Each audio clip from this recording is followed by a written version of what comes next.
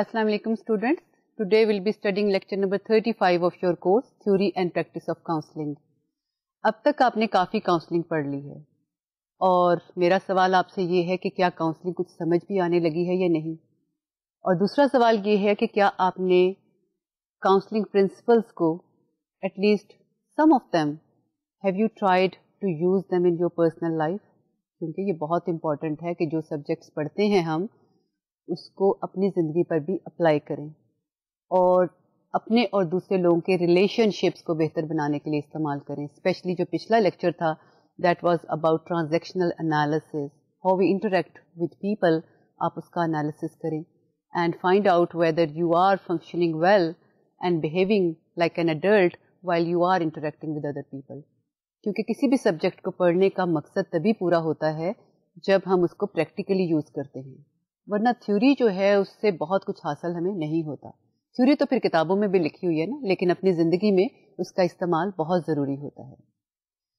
अभी बात हुई कि हमने पिछला लेक्चर क्या पढ़ा था. पिछला लेक्चर था about transactional analysis and that was one of cognitive approaches to counselling. उसके साथ ही हमारा कॉग्निटिव अप्रोचेस का सेक्शन जो है वो ख़त्म होता है. आज हम बिहेवियरल अप्रोचेस की बात करेंगे which are also linked with cognitive approaches. लेकिन पहले हस्बे मामूल ट्रांजैक्शनल एनालिसिस में क्या पढ़ा था इसको रिव्यू करते हैं. As we discussed in the previous lecture that transactional analysis was developed by Eric Berne, who got first training in psychoanalysis और उसने psychiatry की residence में उसको थोड़ा सा use भी किया, but that later on when he applied for a membership for psychoanalytic association and when he was rejected for that, तो उसने उसकी अपनी अप्रोच जो थी वो क्रिएट की and that is called transactional analysis. Transactional analysis क्या है? Basically that is analysis of 3 ego states, और हम एक वक्त में एक ईगो स्टेट में फंक्शन कर रहे होते हैं. और ईगो स्टेट्स कौन कौन सी हैं? Ego states could be of adult, parent और चाइल्ड. हम इनमें से किसी एक स्टेट के मुताबिक बिहेव करते हैं. इट इज़ नॉट असेंशियल कि हम हमेशा एक ही स्टेट के मुताबिक अमल करते रहें या बिहेव करते रहें. And usually they are quite fixed patterns of behaviours, यानी आप एक तरह से अमल करने के, एटीट्यूड करने के आदी हो चुके होते हैं. लेकिन with your efforts and with your transformation of energy from one state to another you can learn to behave rationally and how a person can behave like an adult. तो 3 ईगो स्टेट्स की बात हो रही थी और उसके साथ ही हमने ये देखा कि what are important elements in transactional analysis and we talked about 4 dimensions in this respect. The first one was structural analysis in which the basic purpose is to see what is happening with in one individual, whether that person is functioning in an ego state which is adult-like, child-like or parent-like. And then we talked about transactional analysis. Transactional analysis we talk about interpersonal transactions when people are interacting with other people. और वो किस तरह से demonstrate कर सकते हैं? They could be complementary to each other. These transactions could be crossed, and on the contrary these transactions could be ulterior ones. और ulterior once ही वो ट्रांजैक्शंस हैं जिनके तहत लोग जो हैं एक दूसरे के साथ गेम्स खेलते हैं. The games people play is a very famous book written by Eric Berne. Eric Berne in fact was a great scholar in that sense that he has written a number of books, and at one time he was working on 6 manuscripts of 6 books, or he was also editor at that time of Transactional Analysis Bulletin. अच्छा, बात अब ये हो रही थी कि people could perform as an adult, child और parent, और उसकी सब डिविजन्स की भी हमने बात की थी. For example if a person is behaving like a parent तो he could be either nurturing और critical. Similarly a child behavior could be demonstrated into 2 ways. One is natural child and the other is adaptive child. और उसके बाद हमने जैसे मैंने पहले कहा कॉम्प्लीमेंट्री और अल्टीरियर और क्रॉस ट्रांजैक्शंस की बात की थी. And then we talked about what are the techniques that are employed in transactional analysis, and we talked about a number of techniques in this dimension. For example, treatment contract, interrogation, explanation, confrontation, crystallization, interpretation, and so on. And finally, in the previous lecture, we evaluated transactional analysis, جو ہم ہمیشہ ہر therapeutic approach کے end پر کرتے ہیں. As far as strengths of transactional analysis are concerned, it is simple to learn, it is easy to understand, terms are relatively easy, اور ایک یہ بات بھی ہے کہ اس سے آپ کو پتہ چلتا ہے کہ آپ کے ٹرانزیکشنز یا انٹریکشنز لوگوں کے ساتھ کیسے ہیں. So it is quite useful as far as interactions between people are concerned. اور اس کے ساتھ ہمیں یہ بھی پتہ چلتا ہے کہ جب ہم گیمز لوگوں کے ساتھ کھیلتے ہیں تو ultimately the end of playing games is not good. So game players are usually losers at the end کیونکہ they are not involved in healthy and normal functioning level, اور interaction level جو ہے وہ that is not considered very healthy. As far as the weaknesses are concerned, یہ جو simplicity ہے یہی اس کی weakness بھی ہے کہ بعض اوقات اس کا مس یوز ہو جاتا ہے. And another important point as far as weaknesses are concerned is that it hasn't developed much since the death of Eric Berne, اور زیادہ ریسرچ جو ہے اس پر جنریٹ نہیں ہوئی. اس سے پہلے میں نے آپ کو یہ کہا تھا کہ this was the last cognitive approach that we were discussing, and today we are starting a new section, and that is behavioral approaches to counseling. Behavioral approaches are linked with cognitive approaches also, and sometimes this word is spoken together, cognitive behavioral approaches, جس کو CBT بھی کہتے ہیں, cognitive behavior therapy بھی کہتے ہیں. اور اب آج جب ہم behavioral techniques کا آغاز کر رہے ہیں تو behavioral کے ساتھ ہم cognitive behavior کی بات کریں گے. اس سے پہلے جو ہم نے بات کی تھی وہ صرف cognitive approaches to counseling کی تھی, اور اب ہم behavioral کے ساتھ تھوڑا سا cognitive behavioral جو together element ہے اس کی بھی بات کریں گے. So the behavioral word is very wide. اس میں بہت ساری جو تھیوریٹیکل اپروچز آ جاتی ہیں اور اس میں بہت زیادہ ڈائیورسٹی جو ہے وہ ہمیں دیکھنے کو ملتی ہے. اٹس اے وائڈ ایریا, اور آپ یہ دیکھیں گے کہ اس میں بہت ساری تھیوریز اور تھراپیز اور اپروچز ٹو کاؤنسلنگ فٹ ہو جاتی ہیں. The assumptions of behavior therapy are that behavioral approaches maintain that both abnormal and normal behavior are learned. So this is a very important point that needs understanding. کہ جو normal behaviour ہے وہ بھی learning سے ہوتا ہے. So basically ہم learn کرتے ہیں according to learning principles, and whatever behaviour you learn whether it is normal اور abnormal, both are learned. اس کا مطلب یہ ہوا کہ اگر ہم نارمل بیہیویئر کو لرننگ پرنسپلس کے تحت سیکھتے ہیں تو لرننگ پرنسپلس کے تحت ہی اب نارمل بیہیویئر سیکھا جاتا ہے. And an important dimension is کہ پھر آپ اس کو ان لرن بھی لرننگ پرنسپلس کے تحت کرتے ہیں. So, to modify abnormal behavior, people must learn new behavior to replace the faulty skills and unlearn maladaptive behavior. So, if you want to leave your maladaptive behavior, the new patterns of behavior will also be learned. اور آپ پچھلے behavior جو ہیں اس کو چھوڑیں گے وہ بھی learning principles کو ساتھ لے کر. اب ایک سائٹ پہ میں نے بات کی تھی کہ cognitive theories ہیں, ایک سائٹ پر behavior theories ہیں, اور in the middle they are cognitive behavioral theories. Or cognitive behavioral theories in fact provide a bridge between cognitive and behavioral dimensions. When we are talking about cognitive theorists, they concentrate mostly on cognitions, and they believe that if cognitions are improved, یا آپ cognitions کو صحیح کر لیں تو آپ کا behavior بھی صحیح ہو جائے گا. جو behavioral approaches ہیں they believe کہ آپ behavior پہ concentrate کریں اور cognition کو بھول جائیں, while cognitive behavior therapists جو ہیں وہ دونوں کو ساتھ لے کے چلتے ہیں. So they provide a bridge between cognitive theories and behavioral theories. So we can say that cognitive behavioral approaches maintain that behavior and perception play a reciprocal role in the process of change. So if you want to change yourself, then it is important that you concentrate on both behavior and perception, یا دوسرے لفظوں میں آپ کہہ دیں how you think. دونوں کو دونوں پہ concentrate کرنے کی ضرورت ہے. So let's first discuss brief background of behavior therapy, the behavior approach to counseling. The initial work, in fact, was started with the different concepts of Dr. J.B. Watson. So during the infancy of behaviorism, Watson developed many ideas which are related with the development of behavioral approaches. ایک یہاں پہ case mention کرنا چاہوں گی جس سے بہت سے کانسیپٹس جو بیہیویئر اپروچز کے ہیں ان کا آغاز ہوتا ہے. That was the case of little Albert.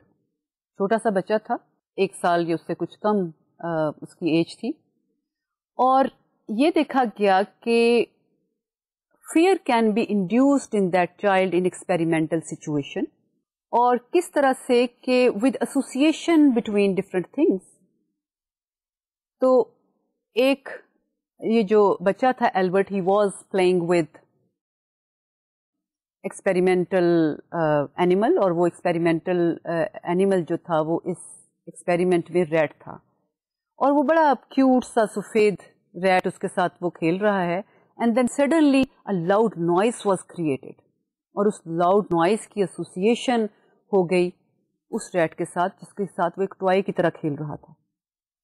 So he started fearing that animal, اور اس کے بعد that fear was spreaded to similar elements in the environment. Similar element جس کی بھی furry skin ہے اس سے ڈرنا شروع ہو گیا. furry skin purse میں بھی ہو سکتی ہے, اور if someone would come wearing a furry coat تو اس شخص سے بھی وہ ڈرنا شروع ہو گیا. So these experiments demonstrated that how fear can be learned and then it could be generalized. So these experiments were conducted by Watson and Rayner in 1920. And that showed that how fear can be learned, اور ہم یہ کہہ سکتے ہیں how neurosis can be learned in an experimental situation, and that could also be generalized to real life situation, کہ ہم real life میں ہمارے ذہن میں ڈر کیسے پیدا ہوتے ہیں. So later on this work was conducted with human beings also, جو initially start ہوا تھا animal research کے ساتھ, اور اس سے ہمیں یہ پتہ چلتا ہے کس طرح سے associations کے ساتھ آپ چیزوں سے ڈرنا شروع ہو جاتے ہیں. جیسے کہ اگر کوئی something bad happens at that time, جب کہ کوئی بجلی کڑک رہی ہو تو آپ بجلی سے ڈرنا شروع ہو جائیں گے, اور similar kinds of incidents happen کہ اگر آپ کسی نے پھول کو ٹچ کیا ہے اور پھول کے اوپر اس وقت بائی چانس جو ہے وہ کہیں سے شہد کی مکھی آ گئی, اس نے بائٹ کر لیا آپ کو, تو آپ پھول سے ڈرنا شروع ہو جائیں گے. And this is more true for in younger children. So then another case is important as far as learning the background of behavioral approaches are concerned, and that is the case of Peter. He was 3 years old, and Mary Cover Jones in 1924 used that child in an experiment to unlearn fears. So she maintained that کہ اگر ہمارا جو fear ہے یا neurosis ہے وہ learning کے نتیجے میں پیدا ہوتا ہے تو اس کو آپ unlearn بھی ویسے کر سکتے ہیں. So you can learn not to be afraid of that particular thing or object. And another concept which is very closely related with this learning and unlearning of different fears is Joseph Wolpe's reciprocal inhibition, جس کا concept اس نے 1958 میں دیا. So what is reciprocal inhibition? Reciprocal inhibition refers in fact that you cannot be in two opposing states at the same time. You cannot be anxious and relaxed at the same time. اسی لیے اگر آپ کو relax کر دیا جائے جس وقت آپ اینشیس ہیں تو انزائٹی چلی جائے گی. So this was used quite a lot later in different kinds of therapies. یہ بہت زیادہ جو ہے وہ استعمال اس کا ہوتا ہے, اور یہ کون کون سے کانسیپٹس میں ریسیپروکل انہیبیشن کا استعمال ہوتا ہے اس کا ہم آگے چل کر ذکر کریں گے when we are studying techniques used in behavioral approaches. تو behavioral approaches ہم یہ دیکھتے ہیں کہ 1940s اور 1950s میں بہت اس میں ڈیولپمنٹ شروع ہو جاتی ہے. So behavioral approaches developed as a systematic psychological endeavor in 1950s. And during 1950s, it was also used for resolving clients' problem. تو اس طرح ہم یہ دیکھتے ہیں کہ یہ کاؤنسلنگ پروفیشن میں اس کی انٹرنس ہو جاتی ہے. اور پھر 1960s میں ہمیں یہ نظر آتا ہے کہ this was used as alternative treatment. So this was the second force as far as different counseling approaches are concerned. First approach was جو ہم یہ کہتے ہیں کہ first force generally کہا جاتا ہے psychoanalysis کو, اور second force کہا جاتا ہے behavioral approaches کو. Then we also find that John Krumboltz in fact is the person who is credited with popularizing behaviorism in counseling. And in fact he drew upon the concepts and principles of Bandura. Bandura کے آپ کو شاید یاد ہوں, پہلے اس کا ذکر بھی ہو چکا ہے, آپ نے سائیکالوجی کے باقی جو سبجیکٹس ہیں کورسز ہیں ان میں بھی بینڈورا کا ذکر سنا ہوگا, پڑھا ہوگا. Bandura is basically concerned with modelling. آپ دوسروں کو دیکھ کے کیسے لرن کرتے ہیں اور ماڈل کرتے ہیں دوسروں کا behaviour. So he drew upon different concepts that were provided by Bandura, and then in that way he used these concepts in counseling profession. By the 1980s, behavioral approaches had generally split into three main categories. And what are these main categories? Number one is respondent learning, second is operant conditioning, and the third one is social modeling. And at the same time, we see that in 1980s, cognitive behavioral approaches had also developed, جن کی بارے میں ہم نے بات کی تھی کہ they mostly rely on both dimensions, cognitions and behaviors.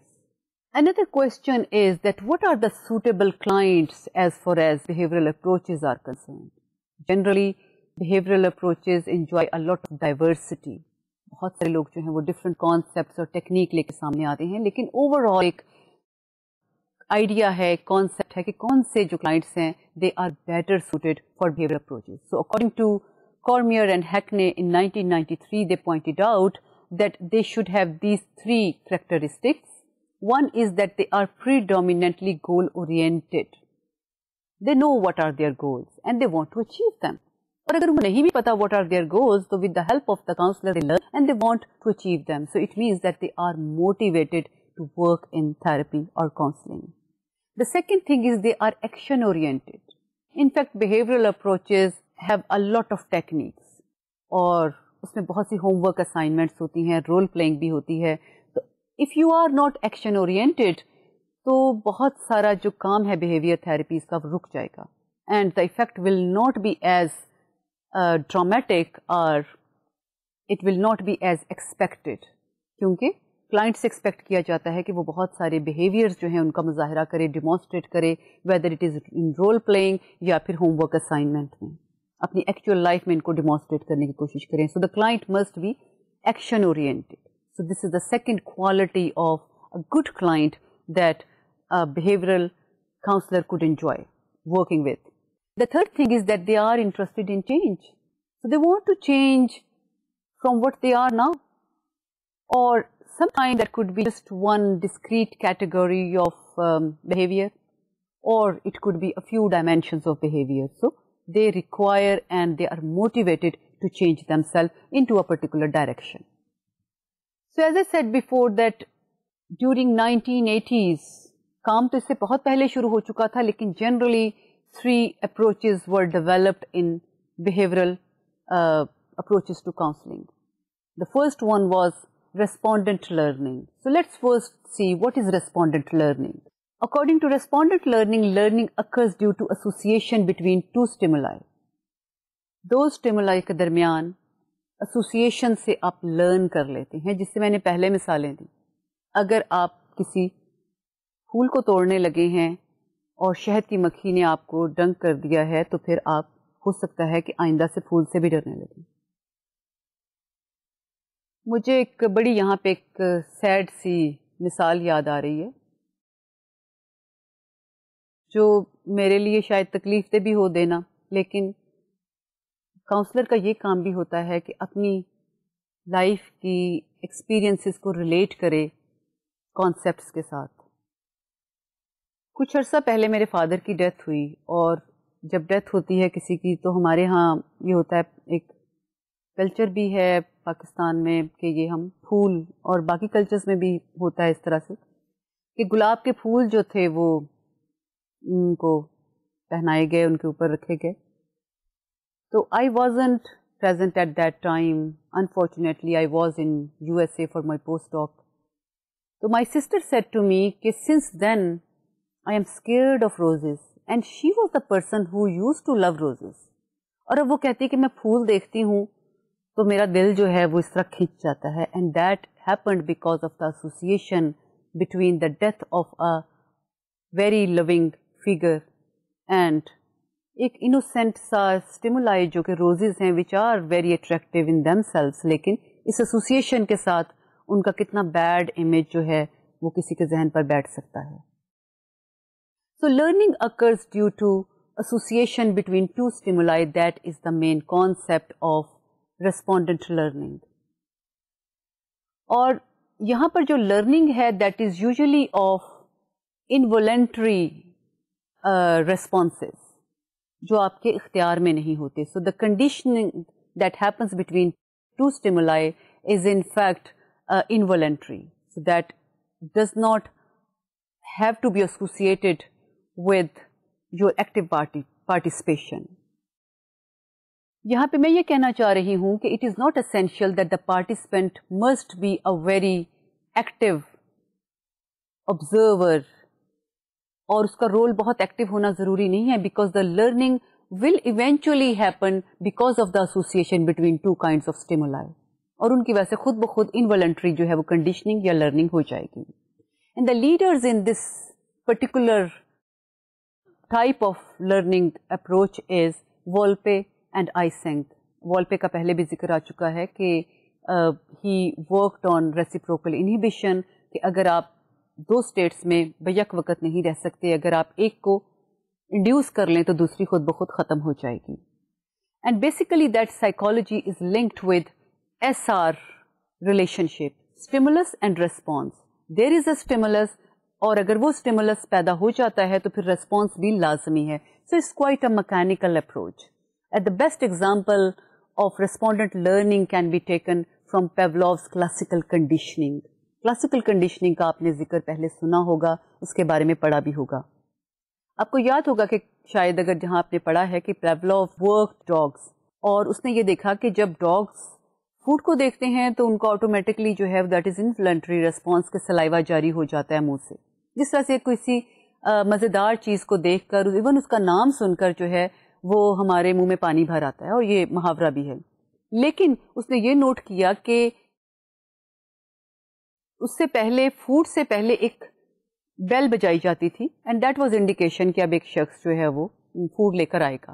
اور پھر یہ کیا ہوا کہ dog understood the relationship between bell and food, اور جو ہی بیل کی آواز آتی تھی تو سلائیوا جاری ہو جاتا تھا، جبکہ بیل کا ایک مزیدار فوڈ کے ساتھ انفیکٹ ویسے کوئی ریلیشن شپ نہیں ہے. اب اس مثال کو ہم ایک بہتر طریقے سے سمجھ پائیں گے اگر ہم اس کو ڈائیگرام کی شکل میں دیکھتے ہیں. تو let's see a diagram. Here you can see there is an initial situation when there is no conditioning. So bell is leading to no saliva. On the contrary, meat powder, which is unconditioned stimulus, that is creating saliva, and that is unconditioned response. اب training trial میں کیا ہوتا ہے، you present اے بیل، اور اس کے تھوڑی دیر کے بعد، کچھ سیکنڈز کے بعد آپ میٹ پاؤڈر جو ہے وہ دے دیتے ہیں ڈاگ کو. سو دا ٹائم از امپورٹنٹ، کہ اس کے درمیان اتنا ٹائم نہ ہو کہ وہ ایسوسیشن ہی بھول جائے. تو ٹائم از ویری کریٹیکل کہ آپ نے وقفہ کتنا دینا ہے.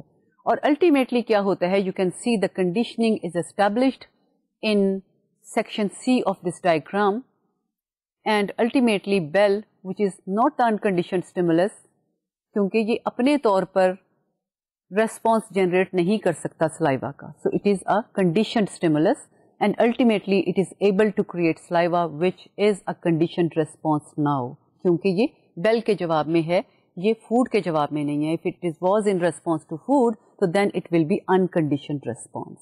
So in that way, just by associating two stimuli or presenting them in the right order with the right duration, people can learn the association and you learn a particular behavior. اور جیسا کہ میں نے پہلے یہ کہا کہ یہ جو ایکسپیریمنٹس تھے they were started in fact on animals, but later on they were extended to human beings, or many theorists started working on them. اور بہت سے جو بیہیویئرل سائیکالوجسٹ تھے یا بیہیویئرسٹ تھے، انہوں نے مورزلے ہاسپٹل لنڈن میں اور اس کے علاوہ ساؤتھ افریقہ میں وولپے نے ان کو یوز کرنا شروع کیا ہیومن بینگس پر. And then they came to know that similar principles of learning can be applied for learning and unlearning of fears and neurosis in human beings as well. Now we are coming to the second approach of learning, and that is called operant conditioning. Skinner in 1953 criticized psychoanalysis as involving explanatory fictions.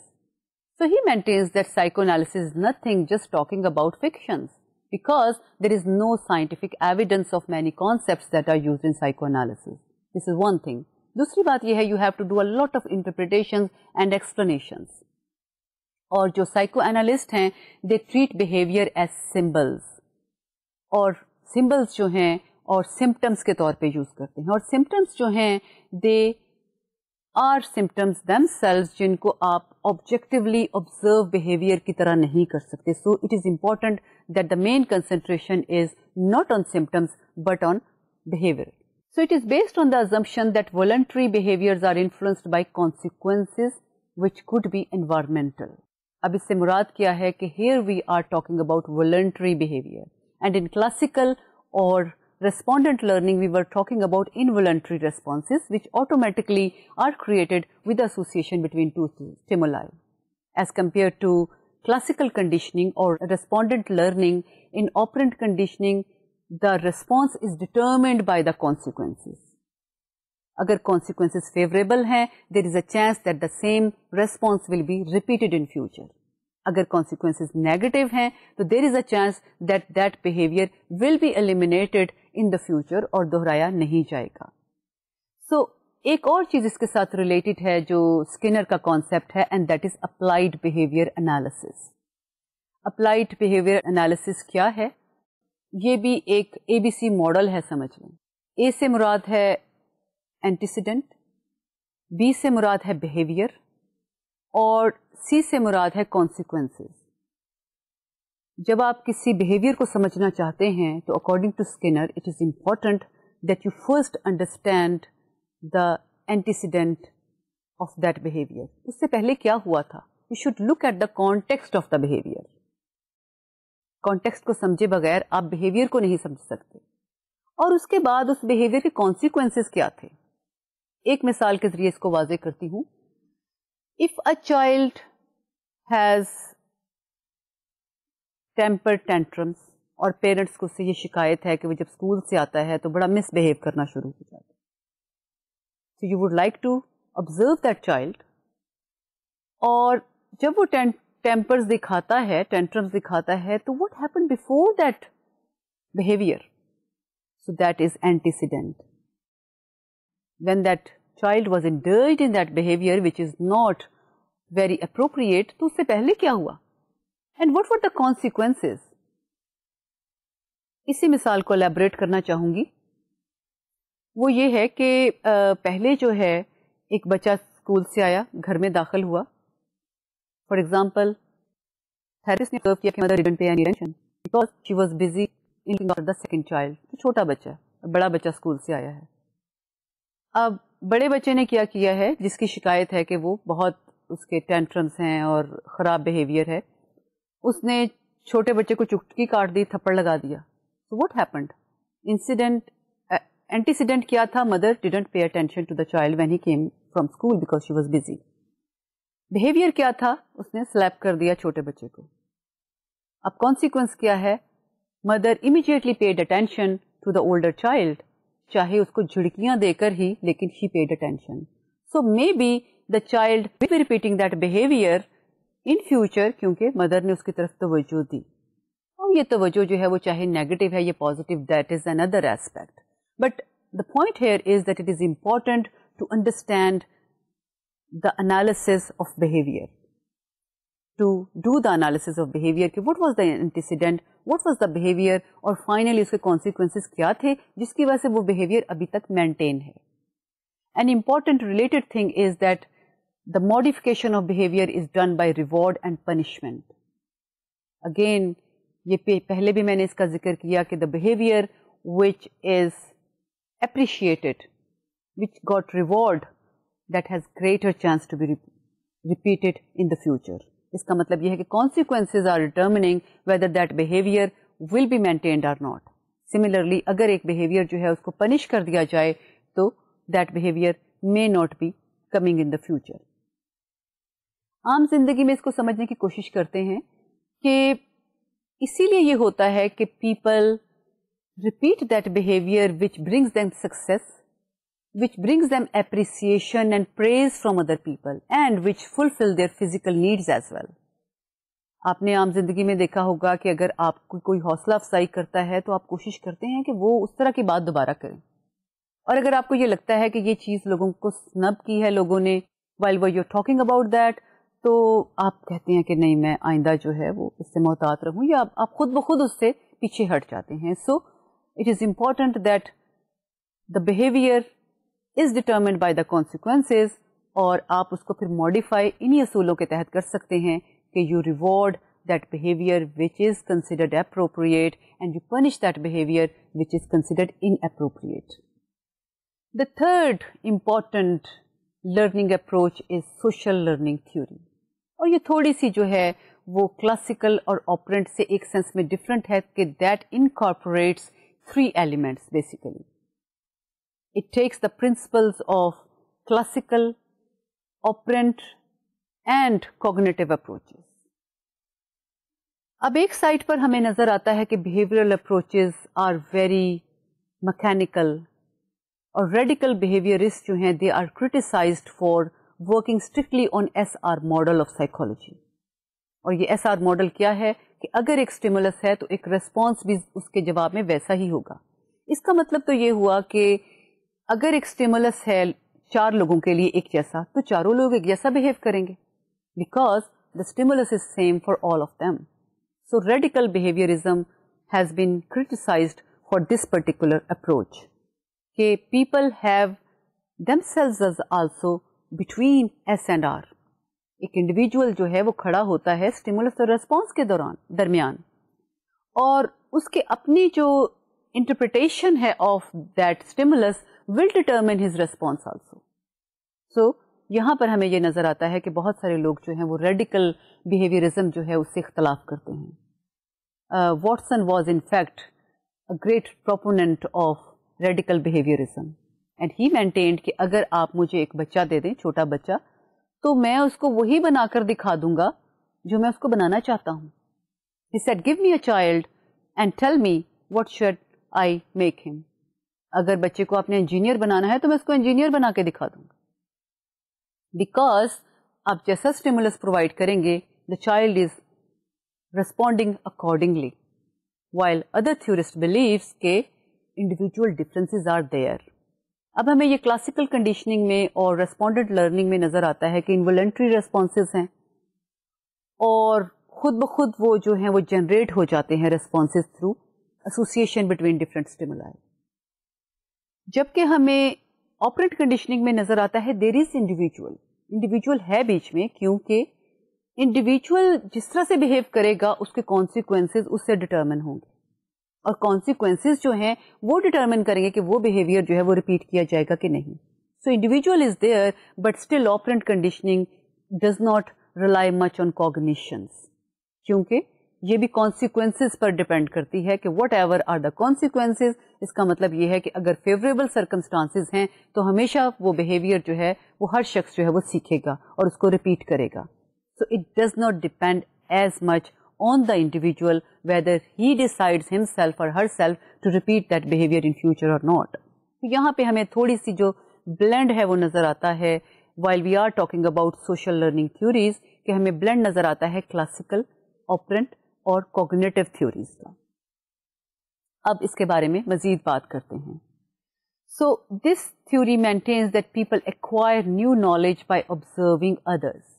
So people can learn by observing others. It is not essential that the person himself or herself participates or indulges in that behavior.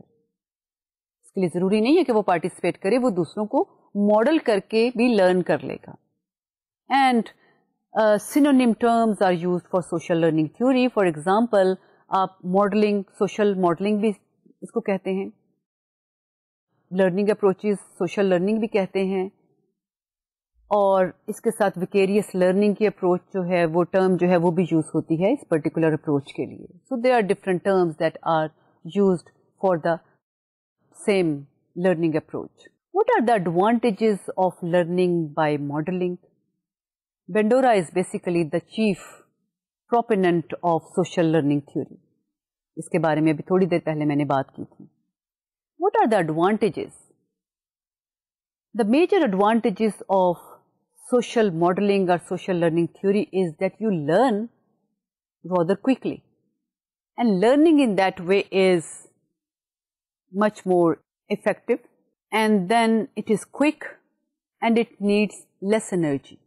اب آپ کسی کو دیکھ کر, کسی کے behaviour کو دیکھ کے لرن کر رہے ہیں, تو آپ ابھی اپنے آپ کو اس میں انڈلج نہیں کیا, لیکن پھر بھی دوسروں کو دیکھ کر آپ نے لرن کر لیا ہے. سو آپ کو ایک سامنے ماڈل مل گیا, تو اس سے آپ کی انرجی بھی سیف ہوئی, ٹائم بھی کم لگا. اب یہاں پہ میں اپنی ایک مثال دینا چاہوں گی, اور وہ بڑی ایک شاید آپ کو مزاحیہ سی مثال لگے, اور سی لگے, کہ when I was learning how to drive, تو شروع کا بڑا ایک عجیب سا پیریڈ ہوتا ہے, آپ بہت سی غلطیاں کرتے ہیں, اور اسپیشلی آپ کو پتا ہے کہ پاکستان کی ٹریفک کیسی بے ہنگم ہے, اور اس میں تو انسان سے بہت ساری غلطیاں خود بخود ہوتی ہیں, اور اس کی اپنی غلطیوں کی وجہ سے نہیں بھی غلطیاں ہوتی, دوسروں کی غلطیوں کی وجہ سے بھی ہوتی ہیں. تو خاصی مشکل ہو جاتی ہے ڈرائیونگ لرن کرنا پاکستان میں, اسپیشلی بڑے شہروں میں. تو انیشیل فیز جو تھی میری ڈرائیونگ لرننگ کی, تو میں جب کبھی کسی بس میں یا اس میں وین میں بیٹھتی تھی, تو میں ان انٹینشنلی ڈرائیور کے پاؤں کو دیکھنا شروع کی, کہ ڈرائیور جو ہے وہ کیسے کلچ سے پاؤں ہٹاتا ہے, بریک پر رکھتا ہے, کیسے بریک سے پاؤں ہٹاتا ہے, اور پھر جو ہے وہ ایکسلریٹر پہ رکھ دیتا ہے, اینڈ سو آن. اور اس سے میں نے کچھ لرن بھی کیا آبویسلی, بیکاز ڈرائیورز جو ہیں, وہ جو پروفیشنل ڈرائیورز ہیں, وہ تو بڑے اسکلفل ہوتے ہیں, اور آپ اس کو جب آبزرو کرتے ہیں تو you definitely learn some thing. لیکن ایک بات امپورٹنٹ ہے کہ کیسے جو ہے وہ ایک, ہم یہ کہتے ہیں کہ اس میں کوگنیشن کا ایلیمنٹ جو ہے وہ بھی ہمیں نظر آتا ہے سوشل لرننگ تھیوری میں. بیکاز آپ جب کسی کو آبزرو کرتے ہیں اور اس بیہیویئر کو اپنانا چاہتے ہیں, تو it depends on you also کہ آپ کتنا زیادہ اس میں سے ایکسٹریکٹ کرتے ہیں, اور کتنا لرن کرتے ہیں اس سے, اور کتنا زیادہ اس میں انوالو ہونا چاہتے ہیں. اور پہلی بات یہ کہ whether you are attending that particular behaviour or not, اگر آپ کسی کو آبزرو ہی نہیں کریں گے تو لرننگ پاسبل ہی نہیں ہوگی.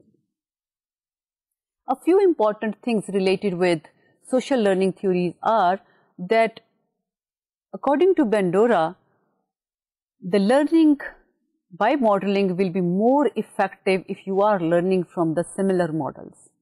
Ab similar models could be similar in age, similar in attitude, similar in race, or gender, social class, etc. تو آپ ان ماڈل سے زیادہ لرن کرتے ہیں جو آپ جیسے ہوتے ہیں, یا پھر جن سے آپ متاثر ہوتے ہیں. Another thing which Bandura talks about is symbolic models. Sometimes we learn directly from the models جن کو ہم دیکھیں نام دیں, وہ پریزنٹ ہوتے ہیں ہماری انوائرمنٹ میں. جیسا کہ میں ڈرائیور کے پاؤں کی موومنٹ سے لرن کرنے کی کوشش کر رہی تھی کہ ڈرائیونگ جو ہے وہ کیسے کوآرڈینیٹ کر سکتی ہیں ڈفرینٹ اسکلز اس میں. اسی طریقے سے آپ لرن کر سکتے ہیں سمبولیکلی. اور سمبولیکلی کیسے لرن کرتے ہیں؟ آپ فلم میں, موویز میں کریکٹرز جو ہیں ان سے بھی لرن کر سکتے ہیں, لینگویج لرن کر سکتے ہیں, ڈفرینٹ کریکٹرز بولتے کیسے ہیں اور کیسے بیہیو کرتے ہیں, اور اس کو سمبولک لرننگ کہتے ہیں یا سمبولک ماڈلنگ کہتے ہیں.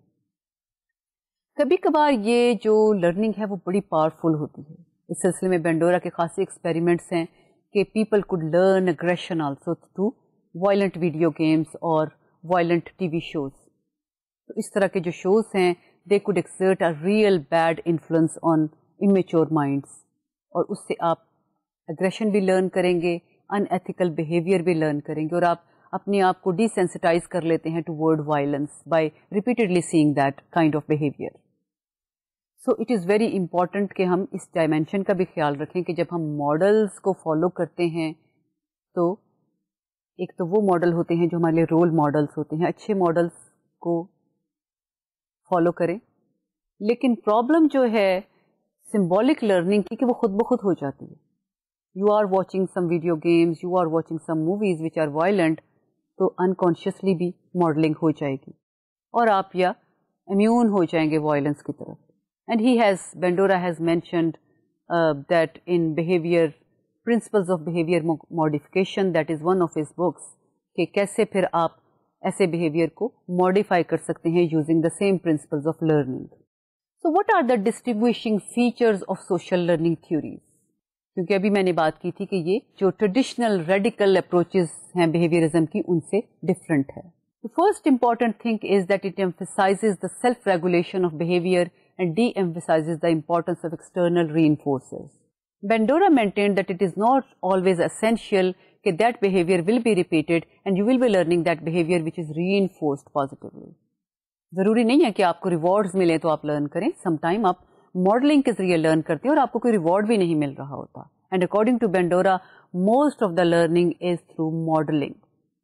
Another important thing is that there is a reciprocal interaction in social learning, kind of social learning approaches جو ہیں وہ they maintain that there is a reciprocal interaction between environment میں اور وہ جو شخص لرن کر رہا ہے ان دونوں کے درمیان ایک reciprocal relationship ہوتا ہے. کیسے؟ It is not driven by internal forces. It is not passively reacting to the world. So both an agent and object are influencing the environment. ایسا نہیں ہے کہ آپ انوائرمنٹ جو ہے جس طرح کی آپ پیسیولی اس کی طرف ریئیکٹ کر رہے ہیں بلکہ آپ کی اپنی پرسنالٹی پہ بھی ڈیپینڈ کرتا ہے کہ آپ اس کی طرف کیسے ریسپونڈ دیتے ہیں.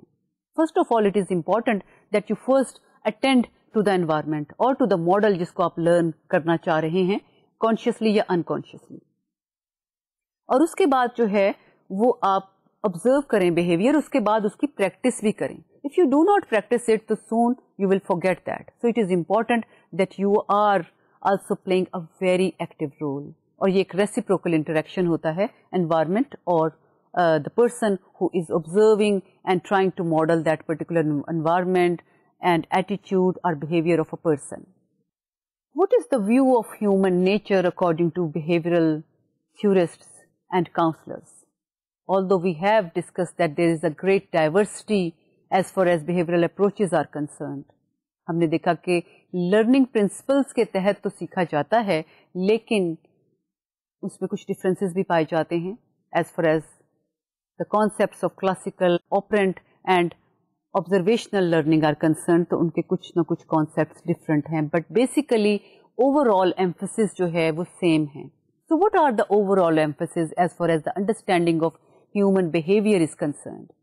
First of all, three common characteristics are basic to overall behavioral approach and that was pointed out by Rim and Cunningham in 1985.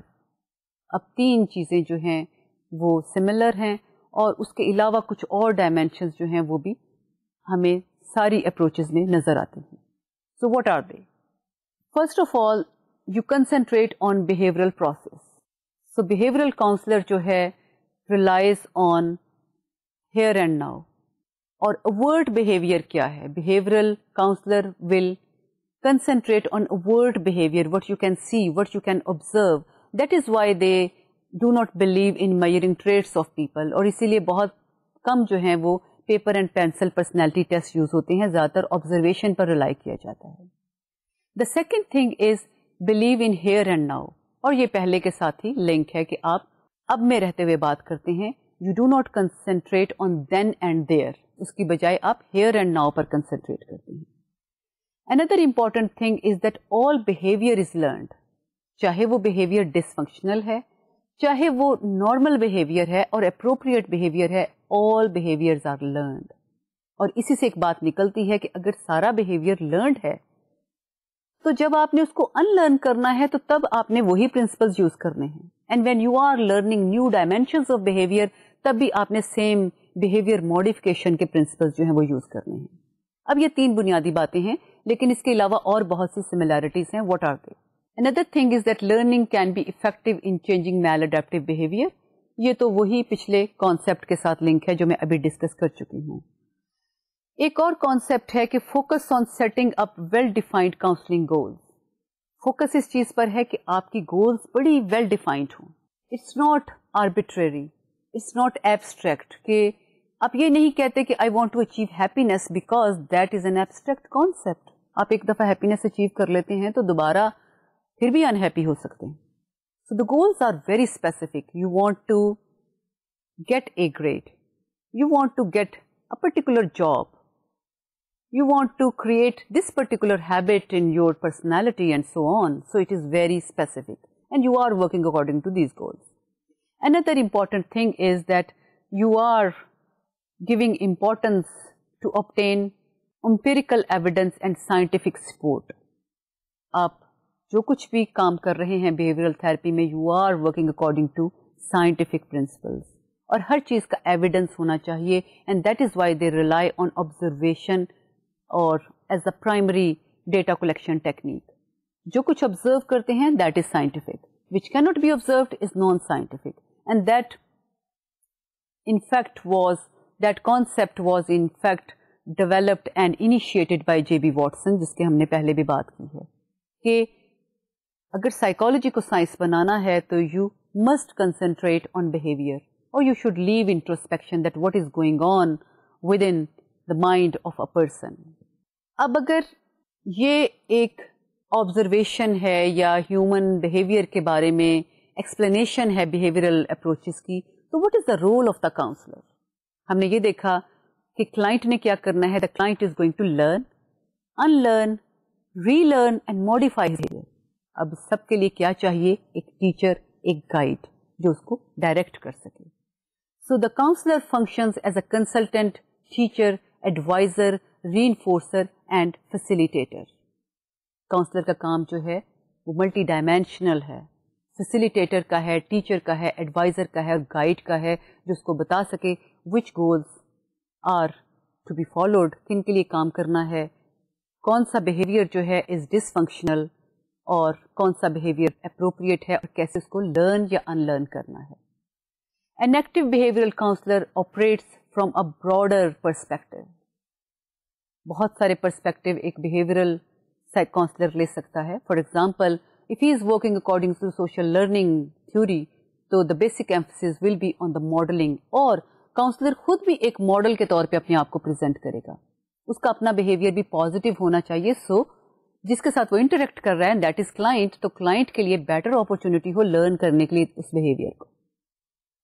اگر آپ فالو کر رہے ہیں ریسپونڈنٹ لرننگ یا آپرنٹ کنڈیشننگ کا پیراڈائم, تو then you will be targeting on the relationship between two stimuli اور consequences پر بھی آپ کا emphasis ہوگا and you will be working according to reward and punishment. Another thing is that the counselor mostly employs client assessment devices which measure behavior and action. تو basically جو ہے وہ clients کے لیے counselor behavioral assessment کی techniques use کرتے ہیں, اور جیسے میں نے پہلے کہا کہ پرسنالٹی ٹیسٹ جو ہیں, جو پیپر اینڈ پینسل ٹیسٹ ہیں جس میں زیادہ تر آپ کے ٹریٹس میئر ہوتے ہیں, جو سمٹمس کے ساتھ ان کا تعلق ہے زیادہ تر وہ استعمال نہیں ہوتے. اور یہی وجہ ہے کہ behavioral counselor would like to categorize his or her clients according to the categories of DSM-4. تو یوزلی وہ behavior جن پر آپ کیٹیگرائز کرتے ہیں اپنے کلائنٹس کو وہ خاصی سملیرٹی رکھتی ہیں DSM-4 کے ساتھ, اور اسی لیے اس میں فٹ کرنا جو ہے وہ آسان ہو جاتا ہے آپ کو. The next thing is what are the goals of behavioral approaches? Although they are again very wide as far as diversity of behavioral approaches are concerned, لیکن کچھ نہ کچھ ہمیں similarity جو ہے overall goals میں نظر آتی ہے. The first thing is to modify or eliminate the maladaptive behavior. آپ میل اڈیپٹیو بیہیویئر کو ان لرن کرتے ہیں اور اس کے جواب میں you are helping the clients to acquire healthy constructive ways of acting. آپ نے پھر کس طریقے سے بہیو کرنا ہے, you try to teach that to your client. Another important thing is that you are trying to replace unproductive actions with productive ways of responding, that how to behave and act in an appropriate way. So you have to use learning principles for unlearning that behavior which is maladaptive, and for learning of new modes of behavior again you are using learning principles. ایک اور چیز جو میں اس کے ساتھ discuss کرنا چاہوں گی, that are different steps in achieving goals, and they were pointed out by Blackham and Silberman in 1971. آپ نے یہ گولز اچیو کرنی ہے تو آپ کیا کریں گے؟ You are doing it step by step. So what are different steps? The first step is you define a problem. Problem کیا ہے؟ کیسے کریٹ ہوا؟ آپ کتنا اس کو انڈرسٹینڈ کر سکتے ہیں؟ So what are the antecedents of that problem? And then secondly, take a developmental history. کب یہ پرابلم شروع ہوا؟ کیسے اس کا آغاز ہوتا ہے؟ اور اس دور میں کون کون سے لوگ تھے جو ری انفورس کر رہے تھے یا اس کو ریوارڈ کر رہے تھے یا پنش کر رہے تھے پرٹیکولر بیہیویئر کو، اور اس کے بعد آپ اسٹیبلش کرتے ہیں اسپیسیفک گولس. اب جب آپ گولس کی بات کرتے ہیں تو دین a behavioral counselor would try to break your specific goals into small achievable units. آپ نے ایک ڈائریکٹ بڑی گول تک پہنچنا نہیں ہے، بلکہ آپ نے اس کو چھوٹے حصوں میں ڈیوائڈ کر لینا ہے جو کہ اچیویبل ہیں. For example you want to get a grade, تو اس کے لیے کیا کرنا ہے؟ You try to improve your study habits. پچھلی عادتوں کو کیسے ریپلیس کرنا ہے نئی عادتوں کے ساتھ، یو ورک آن دیٹ. پھر آپ گریجولی جو ہے وہ اے گریڈ کی طرف جائیں گے. Another thing is that you determine the best methods for change. پھر چینج کیسے لانی ہے؟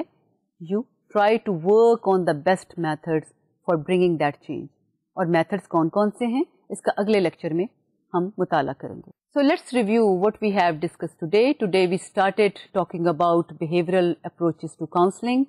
And we talked about 3 behavioral approaches today. One is respondent learning, in which you respond automatically as a reaction to association between 2 stimuli, and that is involuntary conditioning.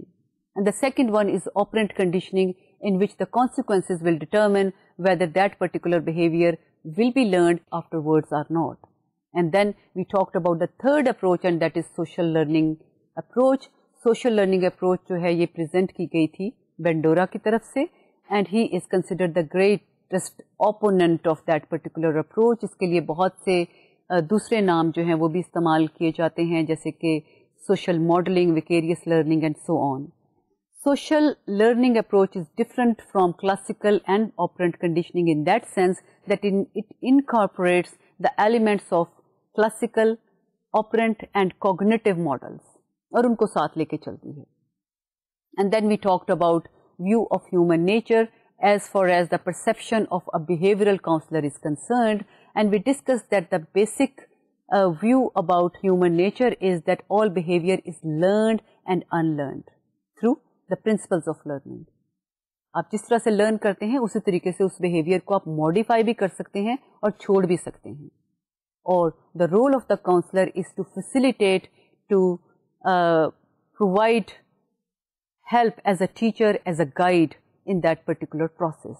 And then we talked about goals that are followed in behavioral approaches, اور ہم نے یہ discuss کیا کہ basically goals are again related with your view of human nature, that you are learning that behavior which is appropriate and you are unlearning that behavior which is considered dysfunctional in particular situations.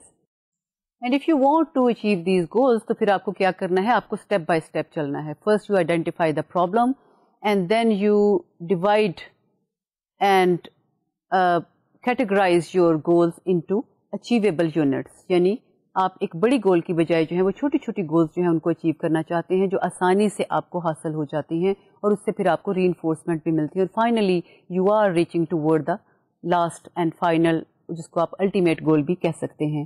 اور ایک اور چیز جو اس کے ساتھ related ہے کہ then you also decide about the methods for change. آپ نے جو چینج لانی ہے اس کے لیے کون سی ٹیکنیک جو ہے وہ استعمال میں لائی جائے گی. So this was all about today's lecture. اگلے لیکچر میں پھر ملیں گے. اللہ حافظ.